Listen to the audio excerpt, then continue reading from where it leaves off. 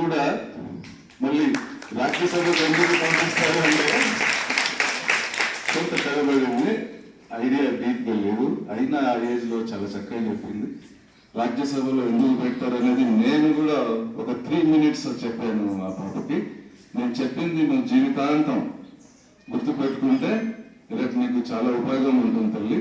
అలాగే నెక్స్ట్ కూడా మనం పిల్లలతో ఇంటరాక్ట్ అయ్యేటప్పుడు ఈ సబ్జెక్ట్స్ మీద కొద్దిగా వాళ్ళకి వాళ్ళ స్టాండర్డ్కి తగ్గట్టు కొంచెం చెప్పుకుంటూ పోతే ఇంకా బాగా అవుట్పుట్ ఉంటుందని అనుకుంటున్నా.